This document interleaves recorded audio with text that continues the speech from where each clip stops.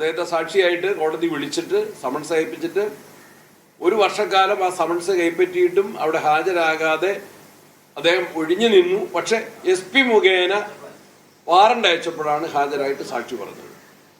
ഞാൻ പറഞ്ഞത് ഒരു അന്വേഷണം നടന്നിട്ടുണ്ട്, ആ അന്വേഷണത്തിലെ കണ്ടെത്തലുകളുണ്ട്.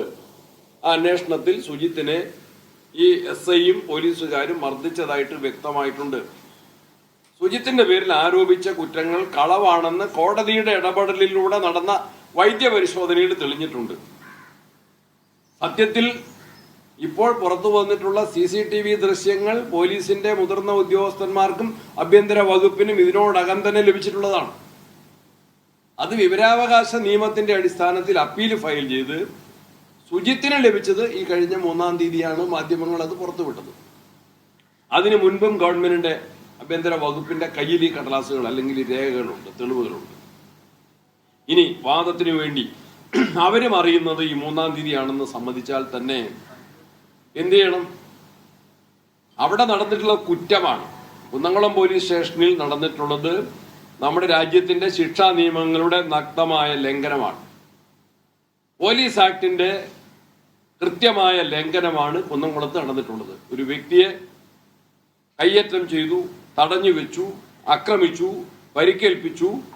ഈ കുറ്റകൃത്യങ്ങൾ ഗുരുതരമാണ്. സ്റ്റേഷന്റെ അകത്തും പുറത്തും അദ്ദേഹത്തെ ആക്രമിച്ചു, തലയ്ക്കും മുഖത്തും പുറത്തും എല്ലാം അടിച്ചു, വീണു, പരിക്ക് പറ്റി, വീണ്ടും അടിച്ചു, ഭീഷണിപ്പെടുത്തി.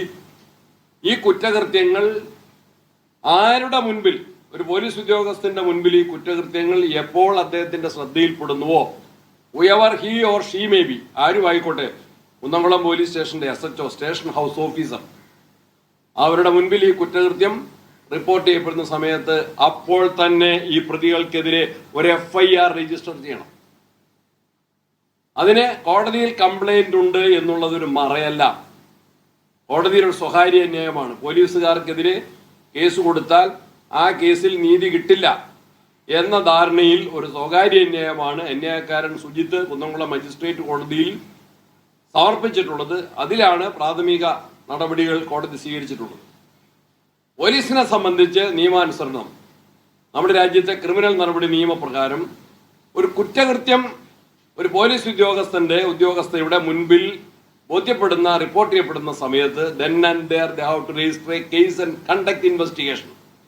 അപ്പോൾ തന്നെ അവിടെ തന്നെ അവർക്ക് കേസ് രജിസ്റ്റർ ചെയ്ത് അതിൽ അന്വേഷണം നടത്തണം. അപ്പോൾ ഒരു കുറ്റത്തിന് കേസ് രജിസ്റ്റർ ചെയ്യണം. 2 കാര്യങ്ങളാണ്. ഡിപ്പാർട്ട്മെന്റലായി ഈ ശിക്ഷ കുറഞ്ഞുപോയി എന്ന് സമ്മതിക്കുന്നതാണല്ലോ ഇപ്പോഴത്തെ സസ്പെൻഷൻ, തുടർ നടപടികൾ ആലോചിക്കുന്നുണ്ടെങ്കിൽ അതും.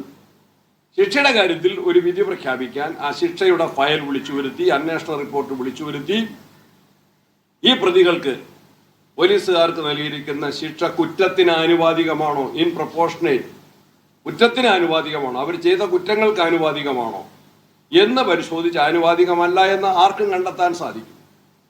ഏത് സാമാന്യ ബുദ്ധിക്കും ഈ ശിക്ഷ ആനുപാതികമല്ല, എന്താ ഇൻക്രിമെന്റ് തടയലോ അല്ലെങ്കിൽ അവർക്ക് സൗകര്യപ്രദമായ സ്ഥലത്തേക്ക് സ്ഥലം മാറ്റലോ ഒന്നും ഒരു ശിക്ഷയേ അല്ല.